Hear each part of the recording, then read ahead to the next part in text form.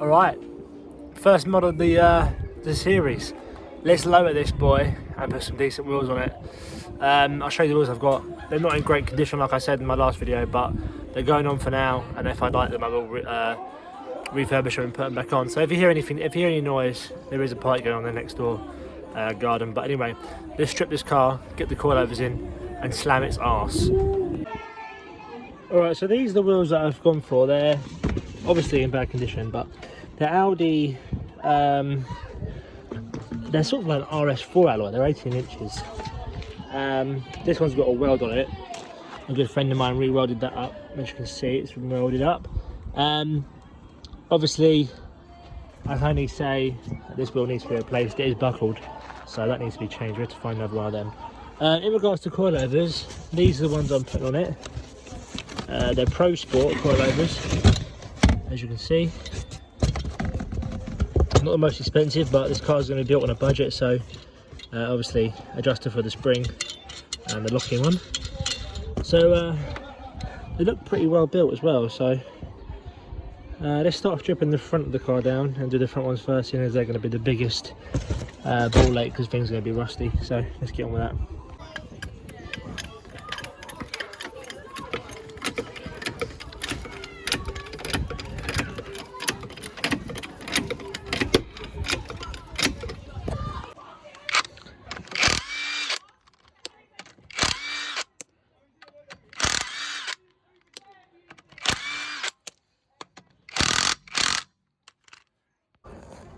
So these front shocks don't look too bad to get out. I think it's just this one bolt at the back here. I've lubricated it all up so it slides out easier.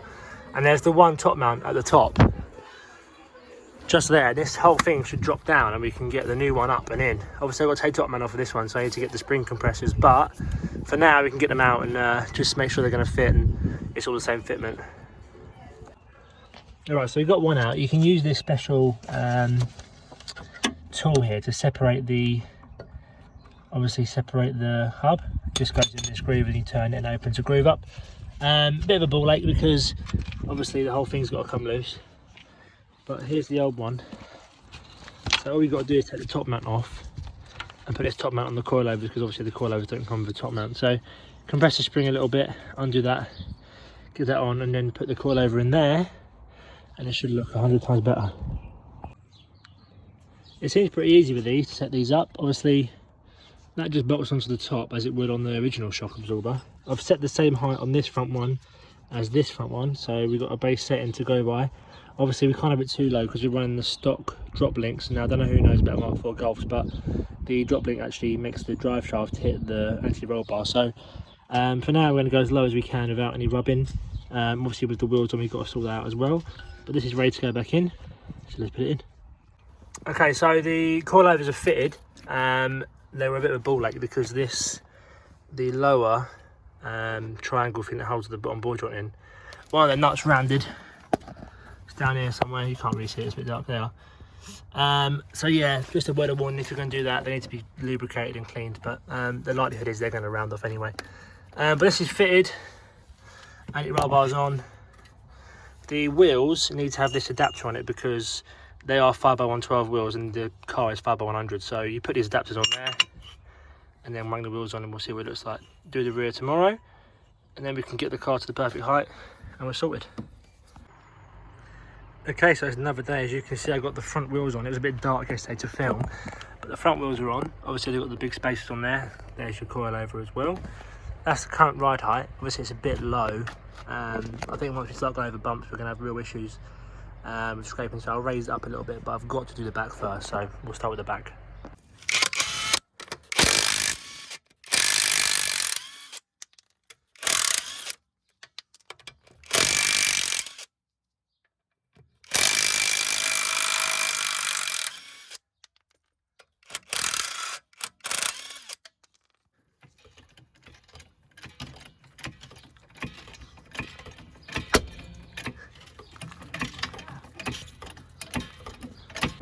Okay, so we've got the rear wheel off.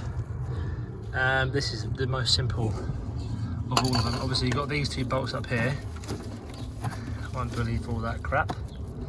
I'm going to give them a little bit of a spray in.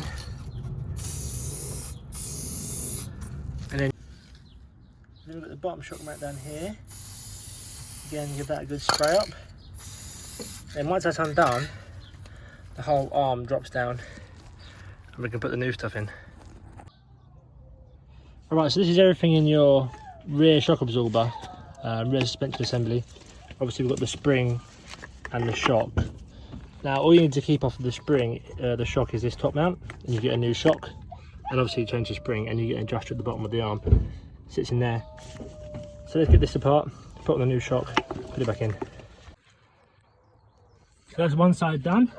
New shock absorber in, as it would do on the other one. Springs in there with the adjuster. The adjuster is set to about half height at the moment, so we can adjust that as and when we've got the wheel on. So now I need the hub adapter and the new wheel to go on. Obviously this needs new brake pads, this and backing plate, but that's for another job. We'll upgrade the brakes. But yeah, this is this side done. Looking forward to getting this down on the floor, just seeing what it sits like. I think it's going to look pretty good. Okay, same with the passenger side rear. Good job of changing this really, because the spring is pretty rotten. So you've got the new spring. It's already shorter, so it's a lowering improvement without even the adjuster. So this adjuster, this bottom bit unscrews up here. It then sits in there like that, and the bolt goes through the bottom and screws back in. That then holds it in place. Now I've got a set that's the same height as the other side, so we're going to go about halfway down like that,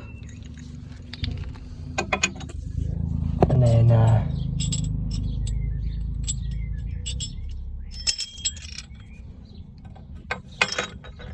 put that in there,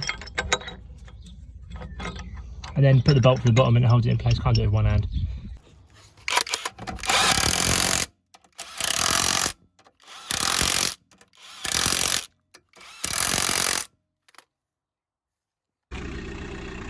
Okay, so we've got the wheels, coilovers on. They're set to a decent amount of arch gap because they're going to settle a little bit, so I need to leave a little bit of arch gap to start with. Again on the front as well, as you can see, measured them so they're both equal front and back. I think it looks fucking wicked, mate. Absolutely great. What a transformation. Now I need to get it washed, and you can see the finished article.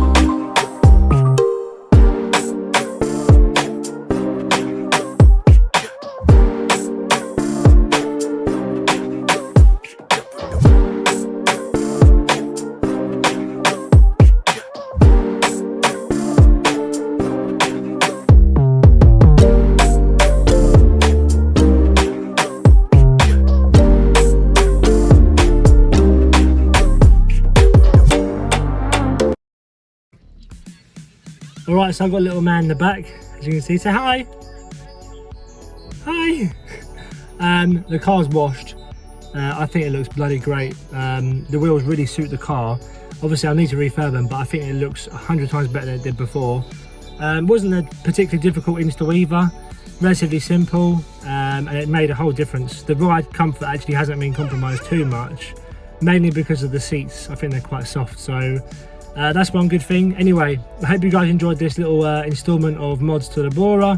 We've got neons to fit still, we've got an exhaust system to sort out, and a turbo, and obviously a remap and stuff like that we've got to sort out as well. But for now, the car's looking 100 times better.